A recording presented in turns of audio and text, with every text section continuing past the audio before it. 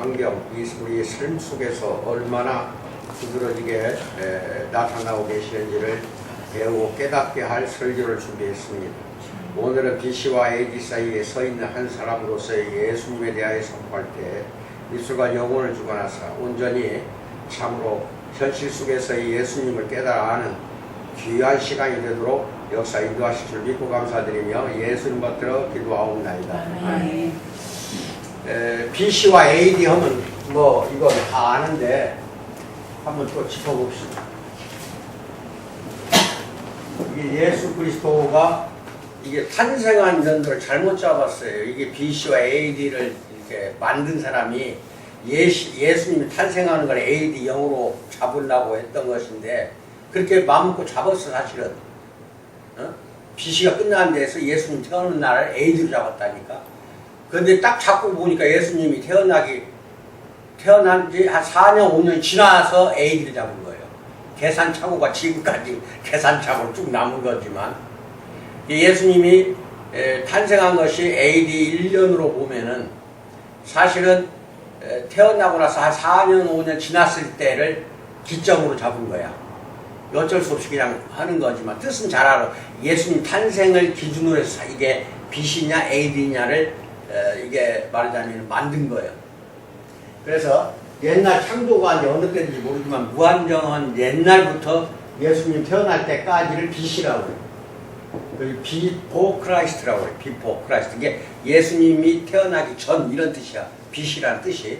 벌써부터 우리가 역사를 가늠하고 연도를 해를 날짜를 정하는 것은 전부 예수님을 기준으로 되어 있잖아 지금. 잘 봐봐. 다 예수님 기준이에요. 그래가지고 BC 예를 들어서 1440년 전에 모세가 이집트에서 바로의 모든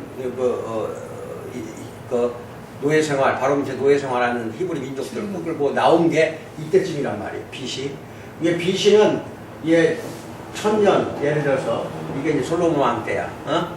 다윗이나 솔로몬 왕 때. 그 다음에 이제 700년 이사야 선지자. 그러니까 이게 BC는 거꾸로 AD 예수 그리스도가 태어날 때는 AD로 봤을 때 AD까지 거꾸로 내려가는 거예요. 까먹어가는 거예요.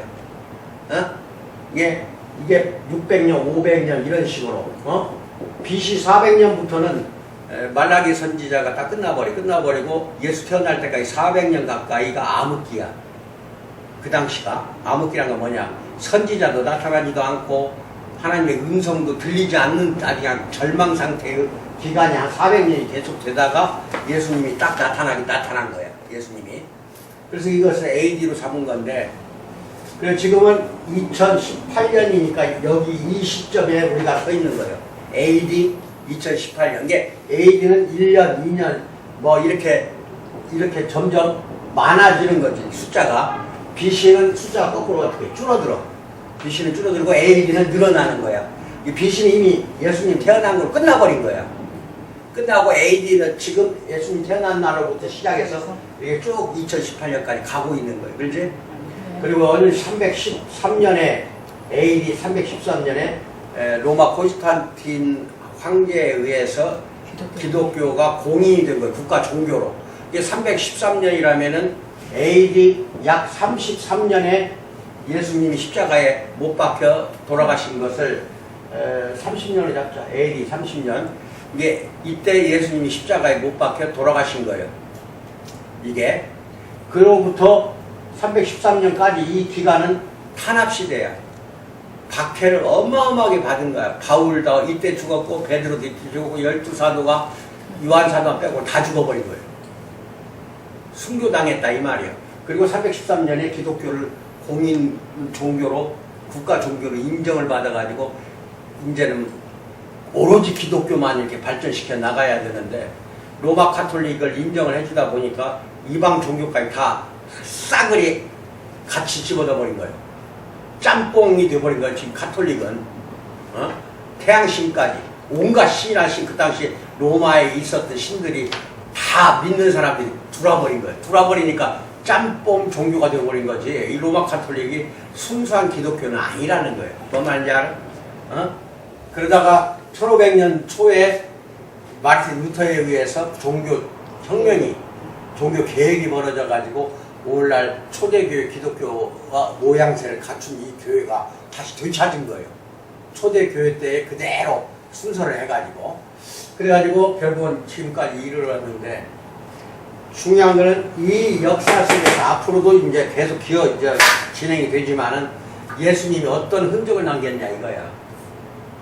그래서 이게 수요일마다 배우다 보면은 전혀 몰랐던 것을 아마 여러분 깨닫게 될 거예요. 오늘부터 이제 이것을 우리는 알아야 돼요. 특히 목회자 할 사람들은 예수님이 흔적이 역사에 무엇을 남겨놨는가를 알아야 할 거 아니에요. 예수님으로 인해서 온 세상에 전부 변화가 되어버린 거예요. 단지 예수라는 사람 하나로 인해서. 하나로 인해서 세상이 다 바뀌어버렸다니까. 오늘날 학교도 예수가 없었으면 생기지도 않았어요.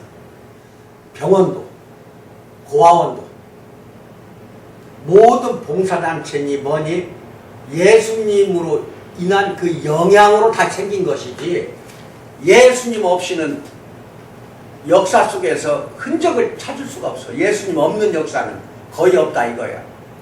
그러니까 어떤 역사학자가 그런 이야기 하잖아. 예수의 흔적을 뽑아내는 큰 자석이지, 자석. 자석을 가지고 옛날부터 지금까지 싹 역사를 훑어봐라 이거야. 그럼 예수님의 흔적이 다 따라 붙어버린다, 이 자석이. 그리고 이 세상에 남는 건 거의 없다는 거야.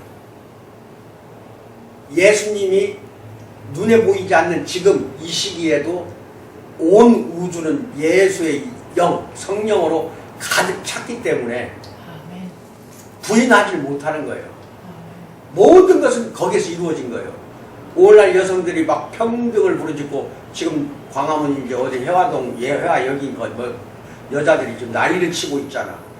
언감생심 예수 없었으면 그런 짓도 못했어. 여자를 해방시킨 분도 누구야? 예수였다니까. 예수님이 없었으면 해방 안 됐다니까. 철저히 여자들이 거의 남자들이 노예 생활을 해야 한다 이 말이에요. 이제 알겠어요? 그 부분에 대해서 쫙 지금부터 하나씩 깨우쳐 드릴 테니까. 그리고 기독교는 현실 종교예요.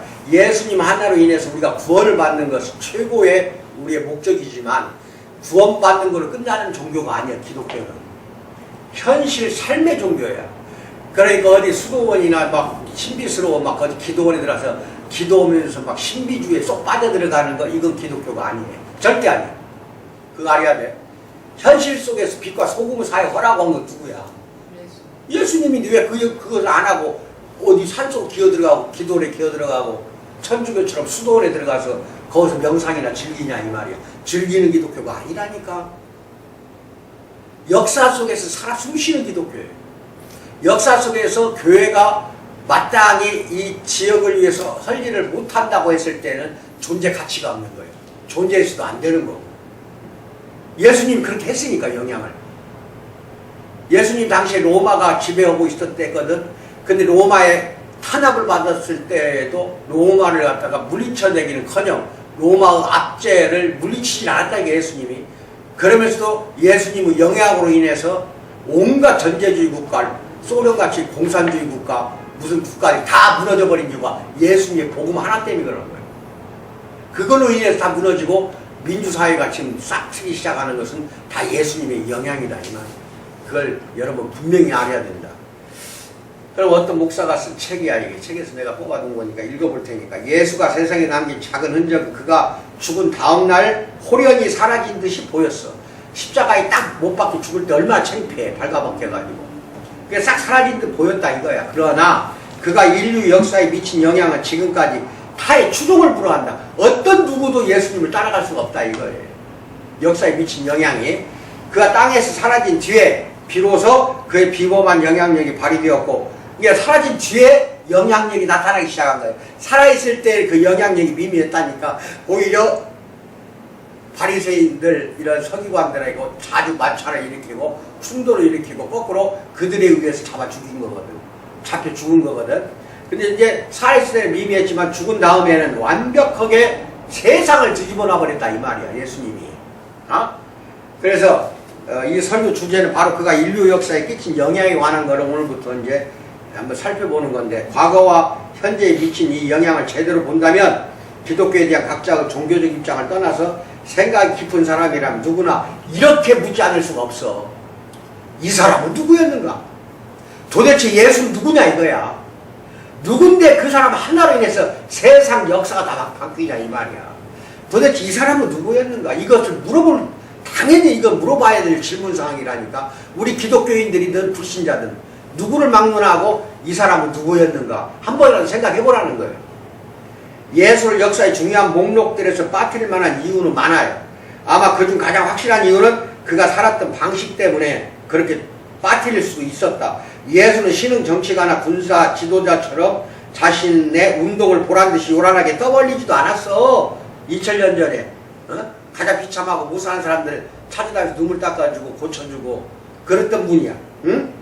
미래의 모든 역사서들이 자신의 신앙을 우월하다고 판단해줄 논증을 제시하지도 않았어. 예수님 자신의 신앙이 이렇게 좋다고 논증하지도 않았고, 처음부터 제자들에게 여기 내 신성의 증거들이 있으니 이것을 인정하면 나도 너희를 받아주겠다고 말하지도 않았어. 예수님은 그 따라하라, 나를 따르라고만 했어. 나를 따르라고 3년 동안 데리고만 되겠다니까. 흔히 사람이 죽으면 그가 세상에 미치는 영향도 모두 시들어져. 여러분이 지금 아버지 때 어머니 때를 기억이 날 거야. 근데 그 후에 할아버지 할머니 기억나? 싹 사실 없어지는 거예요. 여러분이 죽으면은 2대 3대 여러분 후대 누가 알아줘? 여러분이 아무리 큰 역할 살아있을 생전에 엄청난 큰 일을 했다 하더라도 그걸로 끝나는 거야. 묻혀버린다니까. 응? 이 글을 쓰는 지금 세상과 디지털 혁신을 일으켰던 스티브 잡스를 잃어버렸고, 누군가 이런 글을 썼다. 10년 전만 해도 세상에 바호프와 조니 캐시와 스티브 잡스가 있었으나 이제 일자리도 없고 현금도 없고 희망도 없다고 쓴 사람이 있어. 스티브 잡스 하나가 죽으니까. 그러나 예수는 다른 많은 것들을 뒤집었듯이 인간들의 이런 통상적인 궤도 또한 이러한 생각들까지 다 뒤집어 버렸다 이 말이야. 이런 생각을. 예수의 영향은 생전보다 사후 100년이 지나서 더 커졌고, 여기 봐. AD 30년에 죽었다고 하자. 그럼 100년이 지나서 막 점차 커져가지고 결국은 박해를 아무리 해도 막 불어나기만 하거든. 그러니까 어쩔 수 없이 313년에 죽은 지 약 250년 60년 후에 결국은 280년이야? 그 후에 인정을 하고 말잖아. 근데 사후 100년이 지나면 엄청 불어나버렸거든. 알았어? 기독교가 아무리 죽여도 사자한테 밥으로 막 던져줘도 또 불부터 일어나고, 오히려 순교자가 많을수록 기독교는 더 불같이 번져요. 지금도 그래. 기독교는 박해를 받을 때 참신자들이 나오고 박해를 받을 때 더 불붙듯이 번진다니까. 그래 왔어 지금까지 역사가. 그리고 500년 후에는 더 커졌고 1000년 후에는 예수의 유산이 다분히 유럽 기초가 됐어. 유럽 전체는 예수님의 말씀으로 세워진 나라가 유럽 전체라니까. 2000년 후에 지금은 세상 전역에 그를 따르는 사람들이 더욱 많아졌고 앞으로도 많아질 거라고 봐요. 이제 알겠어? 이게 도대체 웬일이냐는 거예요. 예수가 도대체 누구냐는 거예요. 누군가 정신적인 유산이 사후까지 지속될 경우 대개는 죽음의 시점에서 이미 분명해져요. 알렉산더 대제 또는 아우구스투스 황제나 소크라테스 마호메트가 죽던 날 그들의 명성은 이미 굉장했어요. 이 사람들 죽을 때 명성이. 그러나 예수가 죽었을 때는 그가 일으킨 작은 운동 하나가 분명히 실패로 끝난 듯이 보였어. 예수가 십자가 못 박혀 죽고 제자들 다 도망가 버렸잖아. 그러니까 실패한 듯이 보였다 이 말이야. 굉장한 일도 안 왔어요. 수치스럽게 죽었어요 예수는. 역사 가장 영향력 있는 사람들에게 죽는 날 사후에 가장 성공할 것 같은 사람 상을 주었다고 한다면 예수님은 맨 꼴찌를 차지했을 거야. 그 정도로 별 볼 일 없어 죽음이.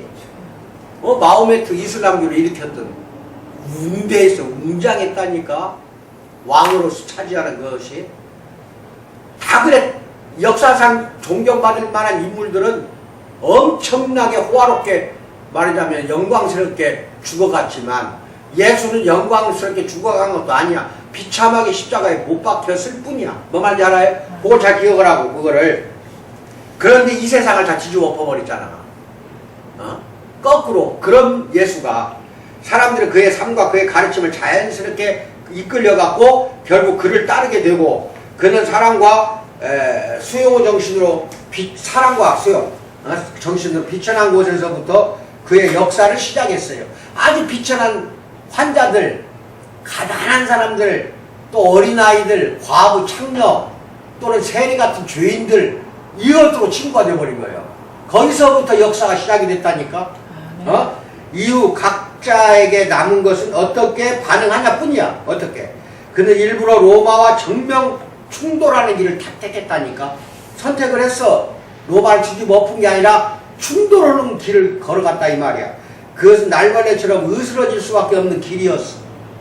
실제로 예수는 십자가에서 으스러지고 말아버리잖아. 로마에 의해서.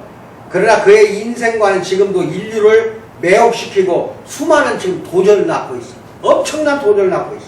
그의 영향은 해성의 꼬리처럼 역사를 휩쓸며 예술, 과학, 정치, 의학, 교육 등에 가마를 끼쳤다 이 말이야. 지금껏 예수님이 없었으면 이것도 발전 하나도 들 수가 없었다니까. 그는 인간에게 존엄성과 긍휼과 용서와 희망을 가르쳤다는 거. 이게 대단한 거야. G.K. 체스터턴 영국의 변증학자야. 그래서 이 사람이 한 말이 뭐라고 하냐. 하늘에 하나님이 계시니 세상은 다 괜찮다는 말 정도는 충분하지 않았더라 이 말이야. 하늘에 하나님이 계시니까 우리는 충분하다. 그걸로 충분하지 않다. 하나님이 세상을 바로 잡으시려고 하늘을 이미 떠나셔버렸기 때문에 하늘에 하나님이 계신다. 이걸로 다 괜찮다. 이 말 할 수가 없다는 거예요.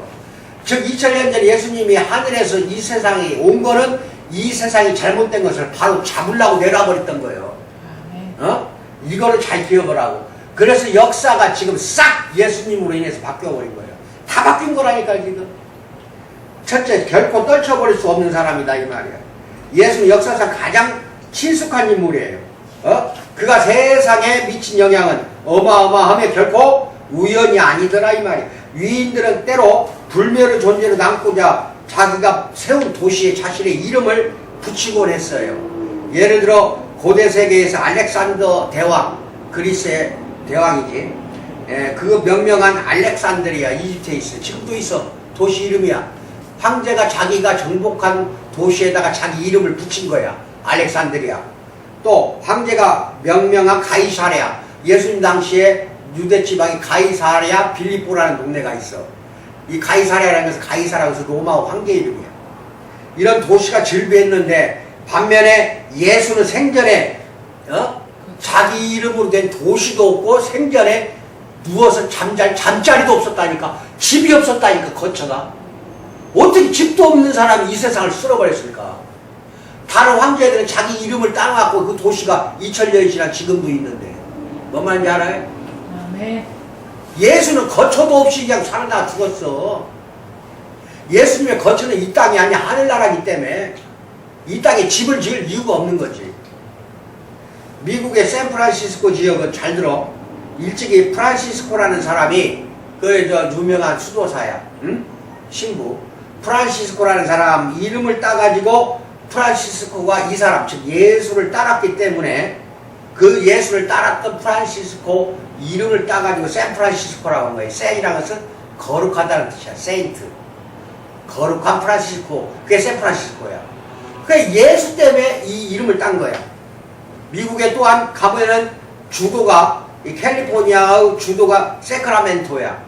근데 세크라멘토라는 말은 뭐냐? 예수들이 일찍이 제자들과 함께 식사한 최후의 만찬, 이것이 세크라멘토야. 이 최후의 만찬 세크라멘토에서 따다가 세크라멘토라고 이름을 지었다 이 말이야.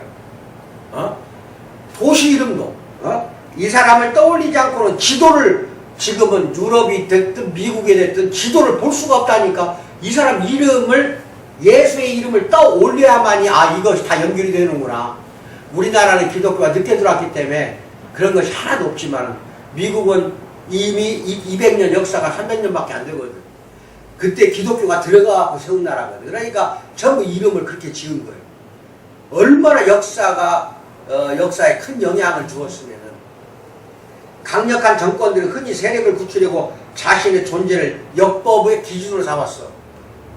가령 우리나라 조선시대 때 왕 세종대왕 하면 세종 1년을 세종의 연호로 돼서 몇 년, 뭐 연호가 있어. 왕이 죽을 때마다 그 사람 이름으로 연호를 썼다니까, 달력을. 그런데 로마 왕제들은 사건의 시기를 각자 연호로, 자기 연호로 표기했고, 과거 역사는 로마 제국을 기점으로 역사에서 그렇게 쓰고 있고, 프랑스 혁명 때도 만인을 계몽하려고 이성을 연호로 내세운 달력이 나왔어요. 구소련은 황제를 폐위시켜 이론상 인민에게 권력을 돌려준 날을 시간의 기점으로 삼았어요. 공산주의가 막 시작할 때야, 소련.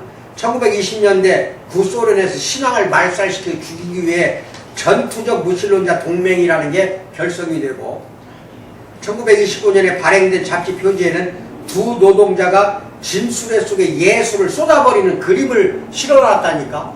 진수레 속에 있는 예수를 쏟아버리는 거예요, 쓰레기처럼. 그런 그림이 소련에서 있었다 이 말이야. 그래서 약 지금 북한처럼, 중국처럼 소련까지 다 공산주의 국가니까 예수를 갖다 말살하려고 했던 거예요. 죽이려고. 그런데 동맹의 그때 당 지도자였던 에멜리안 야로슬라브스키는 끈질긴 그 러시아 사람들의 신앙 앞에 좌절해가지고 결국 뭐라고 말하냐. 기독교는 목과 같아서 세게 칠수록 더 깊이 박힌다. 방법이 없더라 이거야. 그래가지고 러시아가 그렇게 종교 말살 정책을 썼는데도 불구하고 정교회가 다 살아남았잖아. 그리스 정교회. 그게 로마 카톨릭은 서쪽으로 갔고, 그 다음 그리스 그게 동방정교회. 그리스 정교 동방정교회 동쪽으로 갔고 러시아를 지배를 했거든. 그것을 소련이 공산주의를 들어쓰면서도 그걸 죽이지 못했다니까. 그래서 하는 말이 뭐라고 그래. 기독교회는 목과 같아서 세게 내리칠수록 더 깊이 들어가더라 이거야.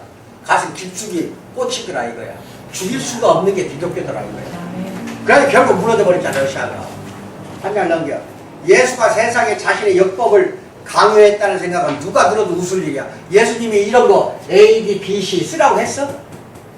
이게 예수님이 쓰라고 한 거 아니야. 예수님이 죽은 다음에 몇백 년 지나서 신학자들에 의해서 이게 이제 정해진 거예요. 뭔 말인지 알아요? 예수님 살아있을 때 이거 허락 한 적 없다니까? 오히려 누가 복음을 쓴 누가는 그의 사역의 시작을 로마력을 따라 세심하게 표기를 했어. 로마의 달력을 따라서. 쓴 적이 없어, 예수는 달력을. 그래서 그 누가복음 3장 1, 2절 같이 합독하면은 그게 로마 달력이 다 나와, 시작. 디베르 황제가 통치한 이게 로마 황제거든. 15회 곧 본디오 빌라도가 유대 총독으로 헤롯이 갈릴리의 분봉왕으로 그 동생 빌립이 이두레와 드라고니 지방의 분봉왕으로 루시아니아가 아빌레네의 분봉왕으로 안나스와 가야바가 대제사장을 있을 때 하나님의 말씀이 빈들에서 사가랴 아들 요한에게 임한지라. 이거 앞에 나오는 게 다 로마력이야. 로마의 역사에 지금 이 기록되어 있는 거라니까. 이 앞에 부분이 지금도 로마 역사책에 그게 로마 달력을 썼기 때문에 로마 역사책에 그거 보면 본디오 디베리오 황제 이거 우리말로 왜 이렇게 했나 몰라. 원래는 티베리우스 존재했던 황제라니까. 지금도 로마 역사책에 나오는 황제라니까. 그리고 본디오 빌라도 그때 당시 유대 총독이었다는 것도 로마 역사책에 나온다니까. 로마 달력에 따라 이게 다 이렇게 써버렸잖아. 근데 예수는 이렇게 하질 않았다 이 말이야.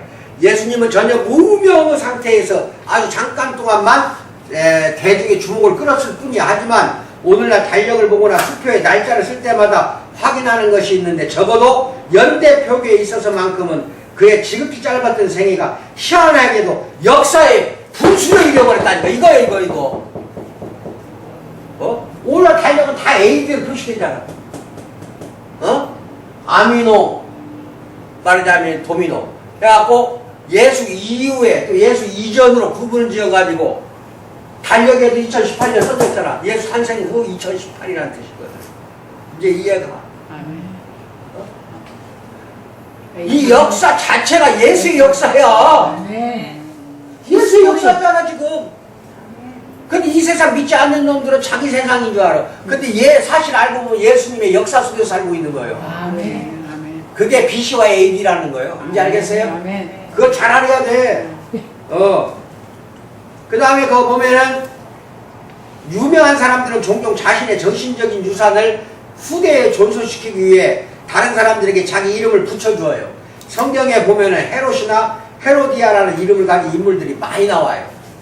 특히 헤롯 대왕을 상징시키기 위해서 그 아들 손자까지 다 헤롯이라고 했다니까. 이름을 붙여줬어. 근데 묘한 거 잘 봐. 묘한 거는 그 다음이야. 반면에 예수가 죽은 다음 날 그의 정체를 알았던 소수 무리 중에 자기 아이들에게 예수의 이름을 붙여준 사람은 하나도 없었어요. 얼마나 비참해. 비참하잖아. 어? 헤롯이나 헤로디아는 다 대대손손이 다 이름이 내려갔는데. 하지만 오늘날 시저나 네로, 이 시저는 로마 황제 이름이야. 네로도 로마 황제 이름이라니까 얼마나 유명한 사람들이야. 근데 시저나 네로를 자기 같은 이름은 설령 있다고 하더라도 주로 어디다 써먹냐? 그렇게 유명한 황제야. 시저나 네로가 로마의 가장 위대한 황제들이야. 그런데 지금 어디다 써먹고 있냐? 카지노 이름이나 개새끼에다가 이름을 붙여. 시저, 알아? 시저 이리 와. 네로 이리 와. 근데 개새끼에다가 예수 이리 와 하는 사람이 있어 없어? 없어요. 죽을 때는 비천하게 죽었어. 누구 못지않게 이름도 성도 없이 죽어갖고 죽었을 때 예수 이름을 따다 쓰는 인간들이 없었다니까. 자기 이름으로. 그만큼 비참하게 살다 죽었는데 오늘날 시저나 네로 이런 개나 카지노 이름으로 갖다 붙여도 예수라는 이름을 거기다 붙여 쓰는 사람이 없더라 이 말이야. 이제 이해가 가? 아멘. 성경 속의 이름들은 지금도 계속 살아 숨쉬고 있는 거예요. 성경 속의 이름들은. 이제 알겠어 뭔 말인지? 정신건강을 측정할 때 가장 빠르고 가장 기본적인 방법은 인간에게 세 가지 방향 감각이 있는가를 알아봐서 이걸 모르면은 정신병자야. 그 세 가지가 뭔 줄 알아? 그 정신과 의사가 꼭 세 가지를 물어봐요. 첫째는 자신이 누구이고 너는 누구냐 이거 그걸 물어봐. 두 번째는 여기가 어디냐 그걸 물어봐 환자에게. 세 번째는 오늘이 무슨 요일이냐 이걸 물어본다 이 말이야. 세 가지를. 이거를 예수의 대입에서 한번 미국의 어떤 목사가 이제 이거 한 말이야. 내 이름은 예수의 친구인 요한에게서 나왔고 이게 그 요한이 자기 이름이야. 목사 이름이 요한이야. 이게 나는 예수의 친구인 요한에게서 따왔고 내가 사는 곳의 지명은 예수의 친구 프란시스코 이름을 땄고 샌프란시스코라는 소리야. 그 다음에 내가 태어난 해는 예수 탄생 후 1950년 지나서 했다. 나는 이렇게 대답하겠다 이 소리야. 물어보면 그게 전부 예수 속에서 살 수밖에 없어. 서양은 더 그래요. 우리나라는 들어온 지가 130년밖에 안 됐으니까 예수의 흔적 인지 생기는 거지. 우리는 예수 죽은 2018년 지금 살고 있다 그래야 되겠네. 그래. 그러면 돼. 대충 언제 태어났어? 예수 죽고 나서 2018년도 AD. 어떻게 모든 면에서 한 사람은 세계에 이토록 철저히 의존할 수가 있냐 이거야. 의존하지 않을 수가 없다니까. 오늘날 우리나라 사람들은 이제 기독교가 복음이 이제 전파된 지가 무르익어갈 때쯤 되니까 자기 아들 이름만은 전부 어떤 사도의 이름이라든지 성경 속의 인물 이름으로 다 지어주잖아. 그 유행이잖아. 옛날에 그랬냐 어디? 그게 예수의 흔적이 다 있다는 소리야. 어디 가든 뭔 말인지 알아요? 예수가 어떻게 생겼는지 아무도 몰라. 지금 예수의 초상화라고 좀 그려진 그 그림은 진짜가 아니야. 초상화도 없고 조각상도 없어요. 생김새를 묘사한 글조차도 없어. 하지만 예수와 그의 제자들은 세계 예술의 가장 빈도 높은 주제가 돼서 지금 상상으로 그린 예수와 그 사도들의 그림들이 얼마나 많냐 이 말이야. AD 400년경 예수가 태어난 지 400년경 비잔틴 미술이 그려낸 그의 초상은 역사상 가장 널리 인식되어 와서 오늘날 예수의 초상이라고 대표적으로 나온 게 AD 400년에 그린 거예요. 영화에서 그의 배역을 맡은 배우들, 즉 예수의 배역을 맡은 배우들이 너무나 많고 또 예수에 관한 노래, 지금 CCM송 같은 거 너무나 많아. 다 셀 수가 없어. 심지어 정신건강 분야에서도 과대망상적인 환자들은 자기가 예수라고 생각해 돌아버리고 있어. 이 정신병원에 가면은 내가 예수래. 너는 막 예수도 아니잖아. 나는 예수야 그래. 그런데 정신병원 가봐. 나는 막 부처야. 너는 부처 아니야. 이 말 하는 거 하나도 없어. 정신병원마다 가면 다 지가 예수래. 정신병 환자는 또 나는 부처다, 나는 마호메트다 이런 말 안 한다니까. 다 예수라고 이야기한다니까. 내가 예수라고. 이런 정신병 환자도 예수라고 하니 세상 참 가는 곳마다 예수야. 이게 정신병 과대망상증 환자가 자기 자신을 부처라고 생각하고 말하는 거 들어본 적 있어? 없다는 거야. 예수라고는 해도. 그건 의사들한테 그러면 금방 알아요. 맞다고 해요. 왜 이렇게 예수가 맞냐는 거예요. 부처라는 사람은 없어. 없어. 하나도 없어. 절박한 사람이 기도할 때, 넘칠 감사의 마음으로 예배할 때, 성난 사람이 욕할 때도 예수 이름을 써. 이 미친놈들이. 욕할 때도 예수 이름을 쓴다니까. Jesus. 이 영어로 예수거든. Jesus. 욕이야 그게. 또 세례명을 주어 새 생명을 낳고 결혼식에서 짝을 지어주고 병실에서 싸매주고 장례식에서 떠나 보낼 때 다 예수의 이름으로 온다 이 말이에요. 요새는. 맞아 안 맞아? 이 예수 이름이 개나코나 안 쓰는 데가 없어. 다 쓰고 있다 이 말이야. 암흑의 그 중세기로부터 포스트 모더니즘, 이게 지금 오늘날 시대가 포스트 모더니즘 시대야. 이르기까지 예수는 도저히 떨쳐버릴 수 없는 이름이 지금 되고 있다 이거야. 하지만 그게 다가 아니야. 자로 펠리칸이라는 사업자는 이렇게 썼어요. 같이 합니다. 시작. 나사렛 예수에 각각 어떻게 믿거나 생각하는 관계없이 그는 거의 20세기 동안 서구 문화상의 지배적인 인물이었다. 예수 이름이 흔적이라도 남아있는 쇠조각을 자석으로 역사에 전부 다 끌어올 수 있다면 과연 남아있는 것이 얼마나 될까? 역사학자들도 이런다니까. 남아있는 게 거의 없다는 거예요. 모든 역사는 특히 서구 역사는 다 예수의 역사예요. 우리가 사는 세상은 설사 예수 이름을 언급하진 않아요. 나가봐봐 누가 예수 이름을 이야기하냐. 근데 그의 영향은 어마어마한 곳이 이 오늘날 세상이더라. 우리는 그가 세상을 빚어낸 방식들을 당연시해요. 어떤 면에서 그의 영향을 측정할 때 가장 난감한 점은 그거예요.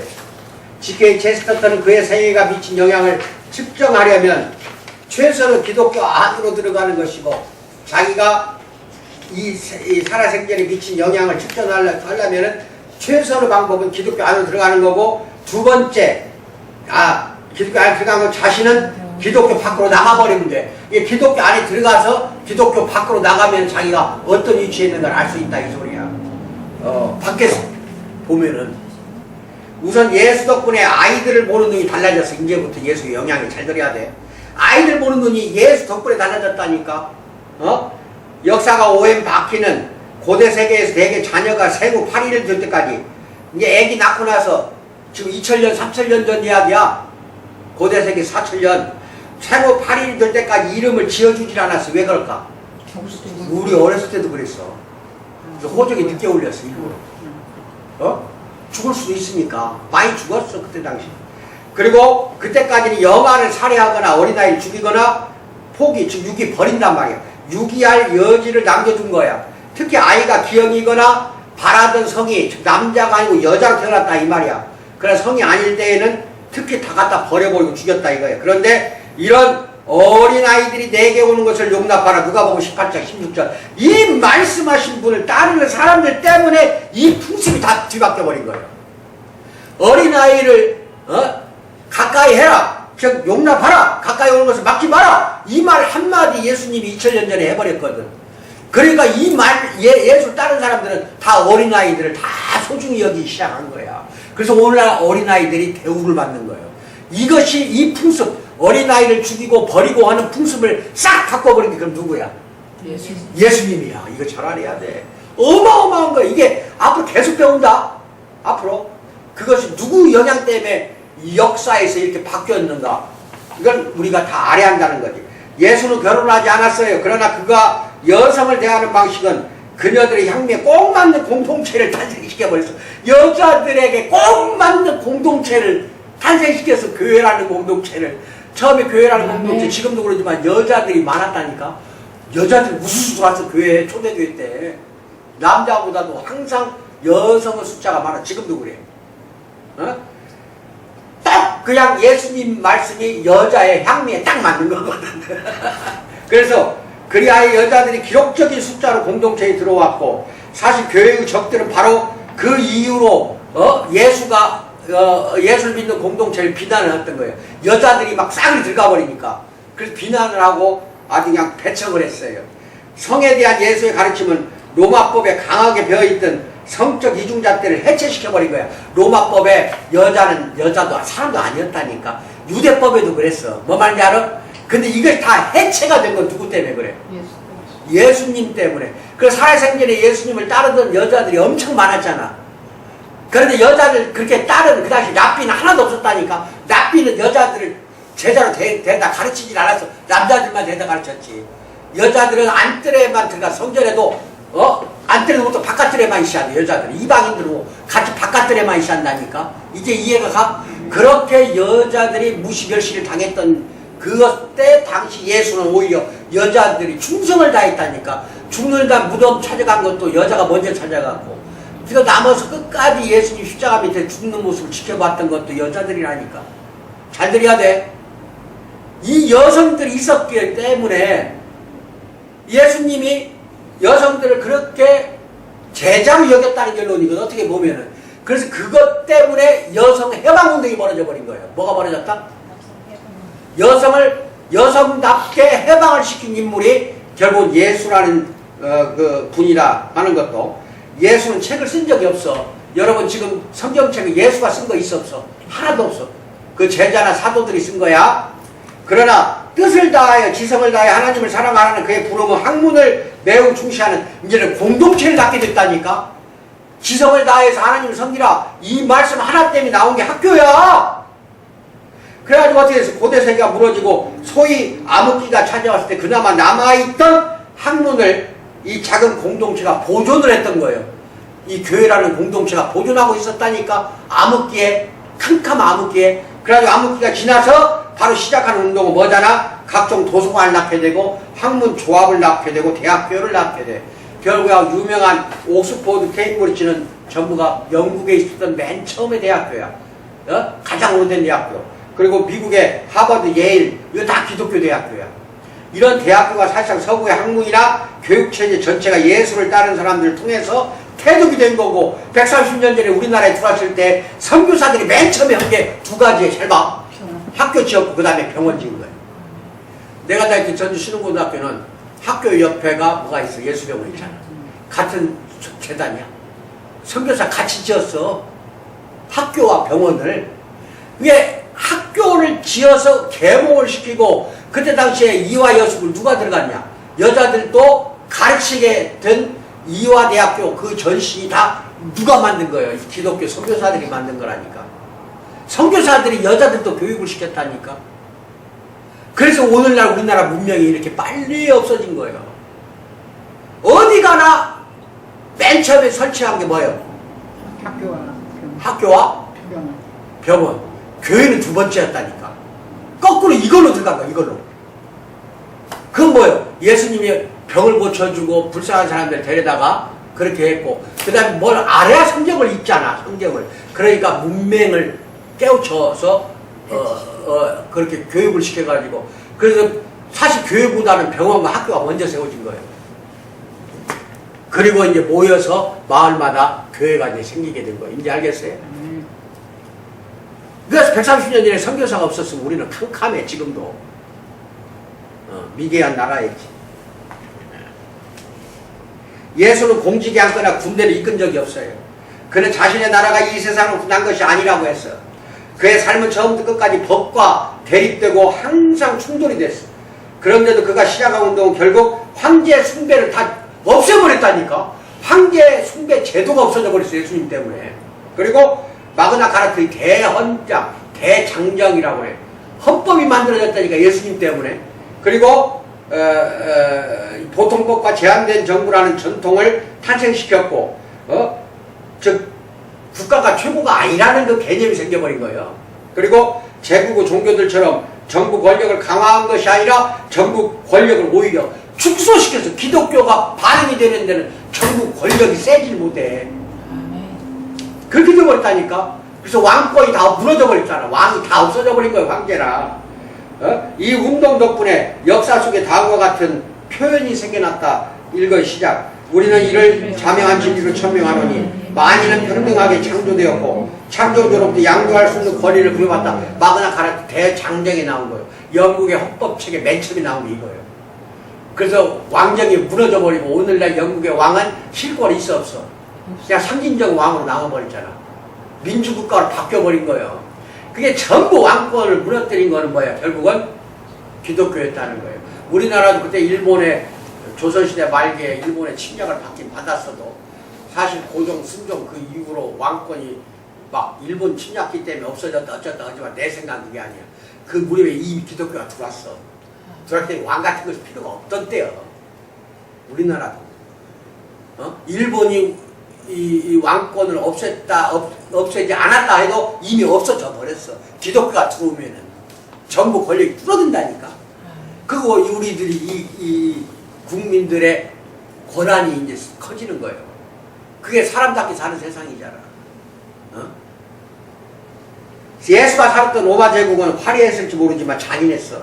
특히 기형아, 환자, 노예 얼마나 이 사람들에게 잔인했어. 그런데 예수라는 스승은 이렇게 말했어요. 마태복음 25장 40절 시작. 내가 진실로 너에게는 너희가 여기 내 형제 중에 지극히 작은 자 하나에게 한 자가 곧 내게 한 것이니라. 지극히 작은 자 하나라고 그랬지. 지극히 작은 자 이걸 소자라고 뭐라고? 아주 작은 자. 이게 뭐 말이냐? 아주 가난한 자, 비천한 자. 지극히 작은 자라는 것은 가난하고 비천한 자를 말한다니까. 이 사람에게 물 한 그릇 주고 대접하고 밥 한 그릇 먹인 거 이것이 너희들은 나한테 한 것이다 이래버린 거예요. 그러니까 이런 말씀으로 무장하고 기독교가 발행이 되어 퍼져나가니 고대 세계 로마 같은데 기독교인들이 막 전염병이 돌 때 콜레라 이런 게 사정없었거든. 자기 아버지 어머니 전염병 걸렸다 하면 밖에다 다 내던져 버렸다니까 아버지 어머니를. 그리고 자식도 그 가까이 가지 않았어. 근데 내버린 그 환자들을 감싸 안아주고 껴안아주고 열을 시켜준 것은 기독교인들이었어. 기독교인들. 그리고 같이 죽어갔어. 뭐라고? 그러니까 그냥 로마의 제국 안에서도 깜짝 놀란 거예요. 자기 부모도 내버렸는데 내버린 부모를 데려다가 살려보려고 온갖 노력한 거는 예수 죽은 훨씬 뒤에 기독교인들이 다 감당을 했다 이거예요. 누구 영향으로? 예수의 영향으로. 지극히 작은 자의 하나 행한 것이 나한테 한 것이라고 했으니 어떻게 가난한 사람, 불쌍한 사람을 보고 그냥 갈 수가 있냐는 거예요. 그래야 서서히 다음과 같은 개념이 생겨났다. 인간 개개인의 고난은 중요하다. 그리고 누구나 서로 힘 닿는 한 도와야 한다는 것이에요. 온갖 병원과 구제기관이 그래서 이 운동에서 탄생을 했고 오늘날에도 종종 기관들의 명칭에서 그와 그의 가르침을 엿볼 수가 있어요. 또 고대 세계에서 조롱거리였던 겸손은 그 고대 세계에서는 겸손을 알아주지도 않았어. 겸손은 십자가를 통해 숭고해져서 마침내 겸손이 하나의 덕목이 되어버렸단 말이에요. 오늘날도. 이게 기독교 때문에 그런 거예요. 그런가 하면 복수의 대상으로만 봤던 원수를 이제는 어떻게 봐? 마땅히 사랑할 대상으로 보게 되었다. 친구를 돕고 원수를 응징해야 하는데도 불구하고 원수가 이제는 뭐야? 마땅히 사랑할 대상으로 바뀌었다. 예수의 영향은 죽음과 관련해서도 피하기 어렵다. 고인을 묘지에 매장하는 풍습도 그를 따르는 사람들에게서 온 것이고 묘지, 시메터리라는 말 자체가 헬라어 원어로 잠자는 곳이야. 뭐라고? 영어로 시메터리가 뭐냐? 묘지야. 근데 이게 헬라에서 온 거야. 근데 헬라어 원어가 뭐냐? 잠자는 곳이야. 그러니까 기독교인들은 묘지에다 묻힐 때에도 잠자는 곳이라고 했다니까. 죽은 거 아니다 이거야. 우리는 기독교인은 잠자는 곳이야. 언젠가는 6,000년을 그대로 부활할 곳이다 해가지고 묘지 이름을 시메터리라고 한 거예요. 이게 오늘 영어로도 시메터리야. 묘지야. 잠자는 곳. 이 예수의 사상에서 온 거거든. 기독교 사상에서. 그래서 거기서 보면은 뭐야? 그리고 부활의 소망이 담겨있는 표지잖아. 묘지가. 묘비에는 대개 출생일과 사망일을 적고 그 사이에 줄을 그어요. 이것은 인생의 길이를 그렇게 예수의 생애와 시간적 간격으로 줄을 그어놓은 거예요. 그리고 묘비를 세울 형편이 없는 사람들은 항상 묻혀놓고 우리는 안 그랬어. 근데 서양은 묘비를 세울 수 있는 돈이 없어. 근데 땅에다 묻어버려. 묻고 항상 십자가를 꽂아놨다니까. 나무로 묶어서라고 십자가를 꽂아놨다니까. 뭔 말인지 알아요? 그래서 오늘날에도 만화가가 내세 앞으로 다가올 영원한 내세를 간단히 표현할 때 그냥 구름 속에 진주문 옆에 성 베드로만 그려 놓으면 다 통해. 아, 이게 천국이구나. 죽음이 예수의 실존에 어떤 역할을 했든 간에 그의 영향을 종식시키지 못한 것만큼은 분명해. 암흑 시대로부터 현재 이르기까지 결코 그를 떨쳐버릴 수 없어. 우리는 그는 결코 포기하지 않는 사람이야. 하지만 그게 다가 아니더라는 거야. 잘 들어. 두 번째, 만나기만 하면 변화를 가져와. 이 예수님은. 예수 만났다고 변화가 안 되는 사람이 없다니까. 예수는 신이 신비로운 존재야. 단지 그가 오래전에 우리에게는 낯선 세상에 살았기 때문에 신비로운 게 아니라, 예수가 신비로웠다는 이유는 우리가 모르는 부분 때문이 아니야. 이거 잘 알아야 돼. 우리가 예수를 왜 신비롭다고 하냐. 왜? 우리가 그에 대해 아는 부분이 신비롭다는 거야. 아는 부분이. 모르는 부분이 있어야 신비로운 건데, 예수님은 거꾸로 예수님이 하고자 했던 것 복음서에 다 나오지. 했던 것을 알면 알수록 신비롭다는 거야. 뭔 말인지 알아? 이게 아이러니라니까. 예수님이 왜 신비롭냐? 우리가 알고 있는 예수에 대한 거, 알고 있는 것 때문에 신비로운 거예요. 모르기 때문에 신비로운 게 아니라니까.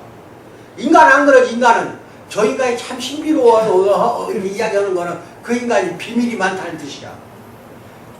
그 모르는 부분을 신비롭다고 하잖아 우리는. 근데 예수님은 모르는 부분 때문에 신비로운 게 아니라 아는 것이 너무 많아서 신비로워. 왜 아는 것이 너무 많냐? 이게 온통 수수께끼거든. 뭐라고? 이게 문제야. 거기 톰 라이트라는 목사가 한 말. 시작. 다른 모든 사람에 대해 알고 있는 내용과 워낙 다르다. 그래서 당시 사람들이 그랬듯이 우리도 이렇게 물을 수밖에 없어. 도대체 이 사람은 누군가? 예수 이 사람은 도대체 누군가? 그는 자기가 누구라고 생각하는 것인가? 그리고 실제로 예수는 누구신가? 이것이 엄청나게 막 의문이 되는 거야.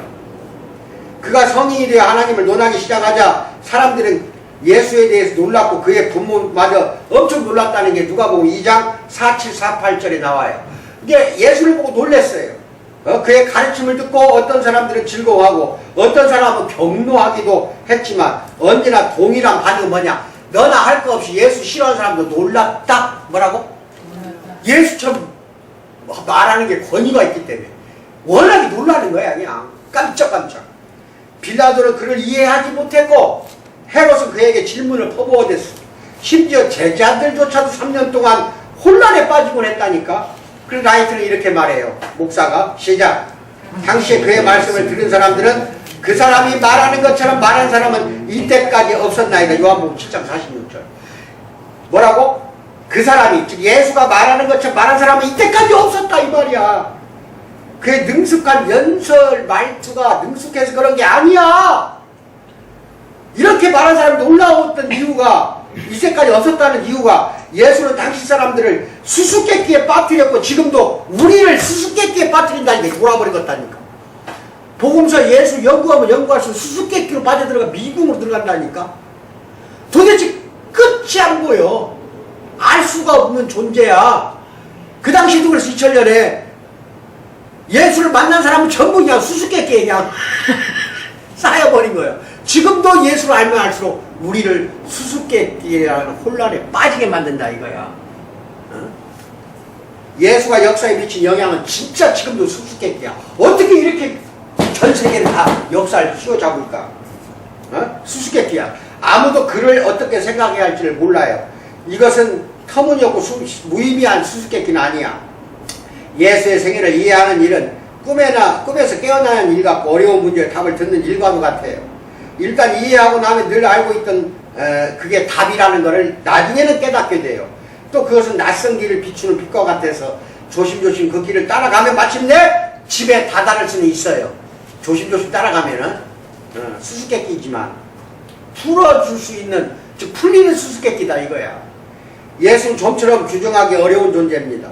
왕들은 예수의 이름을 내세우며 그의 권위까지도 전용할 수 있을 줄 알았어요. 하지만 해방자 예수는 자꾸 빠져나가. 왕이 예수의 이름을 쓰고 빠져나가 버려요. 남들이 그의 권위를 내세워 노예 제도로 옹호할 때 윌리엄 윌버포스나 조나단 블렌차드 같은 사람은 그가 해방으로 부른 소리를 들었어요. 노예를 해방하라 해방하라. 자꾸 빠져나가라. 이렇게 들어버린 거예요. 그래서 영국에서 최초로 노예 해방이 벌어진 거고, 그래서 나 같은 죄인 살리시 그 찬양이 나온 거예요. 윌리엄 윌버포스가 그 존 뉴턴하고 둘이 합작이 돼갖고 노예를 해방시켜 버렸잖아요. 그런 레오 톨스토이에 가마를 끼쳤고, 러시아, 그 다음에 마하트마 간디에게 가마를 끼쳤고, 마틴 루터 킹 주니어 목사, 이 미국 목사야, 가마를 끼쳤고, 예수 데스몬드 투투, 이건 노벨 평화상 탔지, 남아프리카 분리주의를 무너뜨린 성공의 목사예요. 진실 화해위원회를 꿈꾸게 했으며, 예수를 위한 단체는 일일이 다 열거할 수 없을 정도로 많다. 몇 가지만 꼽자면 예수를 위한 유대인, 예수를 위한 무슬림도 있어. 또 예수를 위한 전 프리메이슨, 예수를 위한 오토바이 운전자, 예수를 위한 카우보이, 예수를 위한 레슬러, 예수를 위한 광대, 예수를 위한 꼭두가시, 심지어 예수를 위한 무신론자도 있어. 이 돌아버리겠어. 이게 다 갖다 예수 이름을 써먹는 거예요. 한잘 넘겨요. 노동운동가 유진 뎁스는 예수를 사회주의자 친구로 말하자면 자체했어. 노동운동한 사람은 예수를 사회주의 인물로 끌어들이는 거예요. 그래서 합리화시키는 거지. 그래서 예수 그리스도는 노동자 계급에 속하며 그는 내 친구의 동지다. 이렇게 이야기하는 거예요. 또 헨리 포드 같은 자본주의가 포드 자동차 만든 사람이지. 기독교 이상이라고 말했다. 퀘이커 교도는 그리스도는 베드로를 무장 해체하실 때 우리 모두를 무장 해체했다고 군대도 안 가. 뭐 말인지 알아요? 가서는 안 된다고 주장하고, 예수에게서 반전주의 명령을 보았는가 하면 콘스탄티누스, 이거 아까 이야기했지. AD 313년에 콘스탄틴 황제가 기독교를 승인해줬다 했지. 이게 왜 그랬냐면 전투를 하러 가는데 저 다리에서 이제 저 적군하고 만나서 전투를 하려고 보니까 저 멀리 구름 사이 십자가가 나타났어요. 십자가 하늘에. 그걸 보고는 이겼어요. 이기니까 이거는 예수 때문에 이겼다 해갖고 국교로 만들어버린 거예요. 그리고 그 환상을 보고 방패, 로마 군인들 방패마다 다 십자가가 있어. 방패에다 십자가를 그려놨다니까. 그래서 뭐라고 그랬어? 전쟁의 승리가 보장된다고 믿고 회심해서 뭐라고 그래? 십자가 성호로 너 있는 정복하라. 십자가 성호를 긋고 이렇게 긋고 정복하라. 이렇게까지 이야기할 정도가 됐다 이 말이야. 그리고 또 그 목사 이야기를 한번 보자. 예수가 한데 불러 모은 사람들 봐라. 제시 잭슨과 제리 폴의 지머니스. 이건 쭉 넘어가요. 어디를 보냐면은 행이 싹 바뀌는데 예수는 늘 사람들이 일깨워. 거기를 봐. 중간 부분 봤어? 네. 예수는 늘 사람들이 일깨워 평소 같으면 하지 않았을 일을 하게 만들어. 평소 같았으면 누가 그 일을 하겠어. 그래서 아시시의 프란치스코는 재물을 버렸고, 이게 유명한 샌프란시스코를 이 사람 이름에서 딴 거야. 그 많던 부유했던 사람이 재물을 다 버리고, 어거스틴은 정부를 버렸고 사랑하는 여자를 버려버렸다니까. 창녀들하고 놀아놨잖아. 어거스틴이 다 여자를 버렸고, 존 뉴턴은 아까 이야기한 대로 노예 무역을 버렸고, 다미엘 신부는 건강을 버렸어. 나환자들하고 도와주니라고. 이게 평소 같으면 하지 않을 일을 하게 만들어 버렸다 이 말이. 예수가 없었으면 이 사람들이 이런 일을 했겠어? 예수를 몰랐다면 이 사람들이 이런 일을 했겠냐고 한번 생각을 해보라니까. 이게 만나는 사람마다 다 바뀌는 거예요. 말콤 머거리지라는 영국 세속적 구두쇠가 있었는데, 자기의 선교사들이 운영하는 인도 한 나병원을 갔다가 갑자기 나병원을 찾아가서 걸음을 멈추었어요. 테레사 수녀 몇 년 전에 죽었지. 인도 콜카타에서 그 테레사 수녀 활동을 보면서 쇠망치로 얻어맞은 데 퍼뜩 깨달은 것이 있었기 때문이다. 인본주의자들은 나병원을 운영하지 않는다는 점이야. 이게 문제야. 지금 예수님이 와서 나병원 문둥병자 10명을 다 고쳐줬다는 것도 나오고 막 나오지. 깨끗하게 해줬다, 나환자들을. 그래가지고 옛날부터 나환자들이, 나 어렸을 때만 길거리 천지야, 나병. 소록도로 다 끌려가서 그러지. 근데 지금 소록도로 데려다 놓고 누가 갔냐? 수녀들이야. 보살핀 건 기독교야.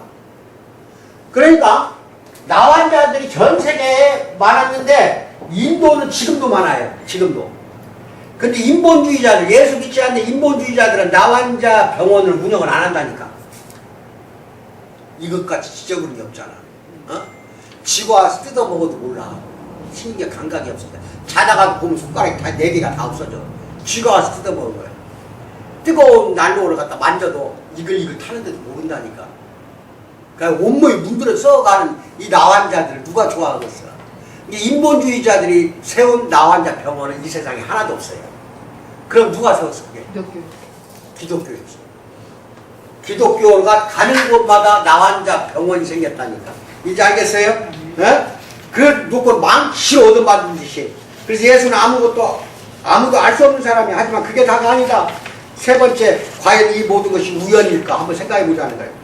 최초로 예수에 대해 기록한 바울에 따르면 예수는 바울이 부지도 않았어. 근데 원하지도 않았는데 불쑥 예수님이 나타났어. 이처럼 그녀 사람들이 청하거나 환영하지 않는 곳에 이상한 방식으로 예수는 불쑥 나타났다니까.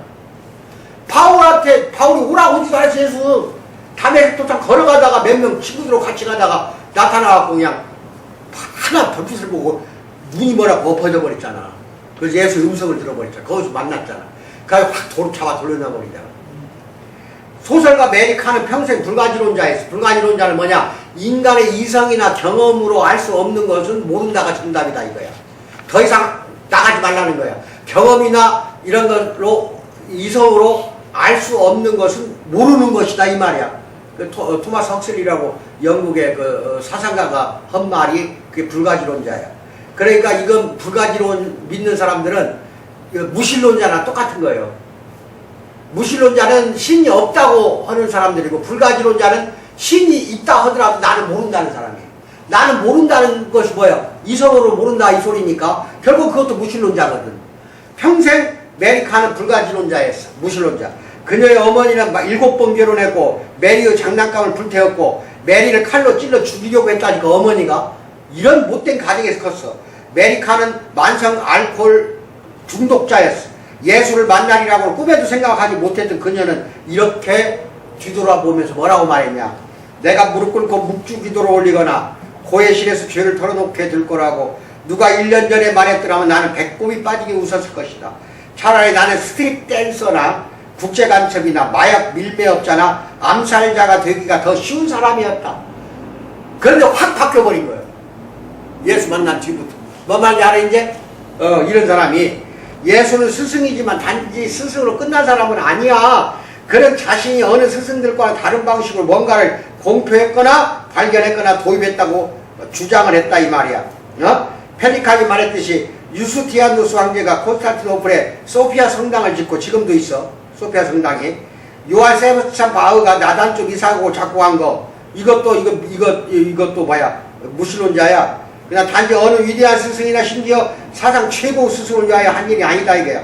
소크라테스를 근데 기리는 신전은 없더라 이거야. 유명한 예수 태어나기 300~400년 전에 그리스의 철학자거든 소크라테스. 소크라테스를 위한 신전이 있는가 찾아보라는 거야. 그렇게 유명한 철학자인데. 응? 예수를 따르는 사람들은 그에게 역행하는 일을 많이 했어요. 그런데도 그는 어떻게 살아남은 것일까? 종교재판, 마녀사냥, 십자군, 노예제도, 옹호, 제국주의, 과거 배척, 종교전쟁 등 망령처럼 자꾸 기독교에 안 좋은 것이 되살아나더라. 교만한 판단과 불감용의 편협함은 복음에 걸쳐 모든 대륙을 병들게 했어요. 돈과 섹스에 빠진 교회 지도자들의 스캔들은 지금까지도 우리나라도 끝이 없어 보여. 몇 달 전에도 이단의 목사 하나가 그 여자 성도들 건드려가지고 지금 잡혀 들어갔잖아. 예수의 적들보다 예수를 따르는 사람들이 그에게 입히는 피해가 훨씬 크다니까. 이 돌아버리겠다니까. 예수의 적들보다 예수를 따르는 사람들이 오히려 예수를 따르는 사람들 목사도 여기에 들어가. 그래서 예수에게 입히는 피해가 훨씬 크다 이 말이야. 그래서 그가 자꾸 이동하는 것인지도 모른다. 앤드루 윌스가 시작하는 대부분의 종교는 발상지가 곧 지금의 중심지다. 이게 참 희한해. 종교 발상지가 유교 중심지가 지금도 중국이지. 공자, 맹자 그것들이 다 유교를 창시했으니까. 그건 지금도 그가 중심지야. 불교도 중심지가 어디야? 인도야. 잘 알아야 마호메드 이슬람교 중심지가 어디야? 지금 사우디나 이런 이란 국가, 이라크 거기야. 중심지가 거기야. 희한해. 잘 들어. 예수의 중심지가 어디야? 원래 예루살렘이니까 지금 이스라엘이 돼야 될 거 아니야. 근데 이스라엘은 온통 유대 놈들이야. 유대교를 믿는 놈들이야. 예수 중심지가 없어져 버렸다니까. 다른 종교들은 그 중심지가 다 살아남아 있어. 근데 기독교 기독교는 예수가 세운 종교나 마찬가지야. 기독교 중심지는 예루살렘이 돼야 되는데 지금 전 세계가 중심지가 되어버렸잖아. 이제 알겠어 뭔 말인지? 이게 위대한 거야. 다른 종교들은 다 거가 중심지야. 그 나라가. 뭔 말인지 알아요? 어? 통일교 중심지는 어디야? 우리는 원래 이단도 우리나라. 여기서 무선맹이가 통일교 만들어가지고 미국이니 어디니 다 번창을 시켜버렸잖아. 그렇듯이 다 중심지가 있지만 기독교는 중심지가 없다니까. 그걸 잘 알아라니까. 예수 운동 사정은 달라. 이 운동은 예루살렘에서 시작을 했어. 부정한 이방인들의 열렬한 수용에 힘입어 점차 고대 지중해를 건너 북아프리카 알렉산드리아와 로마로 퍼져나갔어. 그러나 더 심한 이방인들이 받아들였어. 그러니까 결국 북유럽은 전부가 다 이게 말하자면 야만족이었거든. 근데 그걸 거쳐서 어디로 갔어? 영국도 다 야만족이었어. 그러니까 거쳐서 어디로 갔어? 미국으로 건너가서 북미로. 건너가 확산되고 지난 세기에 이 운동은 다시금 극적인 변화를 겪어가지고 이제 그리스도의 과반수는 남반구와 동양에 살고 있어. 이제 미국도 시들어졌고 영국도 시들어져서 어디가 지금 부흥하고 있어? 동남아시아야. 우리나라도 지금 시들어가는 단계야. 하지만 밑으로 아래쪽으로 내려가면 남반구라고. 남반구는 지금 부흥하고 있어. 아프리카. 그 이유가 뭐냐? 기독교의 핵심에는 자칫 깨지기 쉬운 취약성 같은 것이 있어. 십자가에 이건 취약성이라고 할 수가 있다 이 말이야. 잘 깨져 십자가는. 그러니까 한참 번창했던 데가 이제 시들어지고 다른 데에서 이제 번창을 막 불길이 전 세계로 뻗어나가는 거예요. 이제 알겠어요? 오랜 시간 지나치게 많은 돈과 권력을 갖고 있다가 보면은 십자가 신앙은 다 변질되어 버리게 쉽게 십자가가 깨지는 거예요. 돈과 섹스로 변질되는 거예요. 이러면 기독교는 망하는 거예요. 이러면은 그래서 예수님이 다른 데로 옮겨가는 거예요. 성령이 이제 다른 데로 옮겨간다 이 말이야. 일찍이 램프 알고 에머슨의 예수의 이름이 세계 역사 속에 글로 기록되었기보다 쟁기로 예수의 이름이 쟁기로 갈아져 버렸다. 쟁기로 갈아엎어 버렸다 이거야 예수 이름이. H.G. 웰슨이 이렇게 경탄했다. 시작. 그리스도가 아닌 나 같은 역사가가 보기에도 불가항력적인 그림이 있다. 그 그림의 중심을 이루는 건 가장 중요한 인물이 예수의 생애와 성품이다. 역사가들이 한 개인의 위대함을 측정하는 시험은 이것이다. 그가 뒤에 남겨 성장하게 한 것은 무엇인가? 그는 사람들을 불러일으켜 새로운 생각을 하게 했는가? 그것이 생명력이 있어 그가 떠난 후에도 지속되고 있는가? 이 시험으로 보자면 예수는 단연 선두다. 뭐라고? 새로운 생각이 아닌데? 괴로운 생각이 새로운 꽂혀 빨리. 뭐 말하면 그거 꽂혀갖고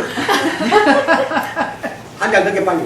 왜 그럴까? 어쩌면 타이밍 때문이도 모르는데 예수는 그냥 동정심이 많은 인물인데 그가 출연했을 때 좋은 인프라도 있었고 헬라 철학이 신들을 무너뜨리고 있었는지도 모른다. 마침 이교가 죽어가고 사회제도가 붕괴되고 있었는지 모른다. 때마침 사회가 불안정하고 불안이 고조되어 사람들이 무엇이든 쉽게 믿었는지도 모른다. 한마디로 그는 순전히 예수가 좋았는지도 모른다. 어쩌면 예수는 단순히 친절하고 소박하고 순진한 영혼을 가진 사람이었는지 모른다.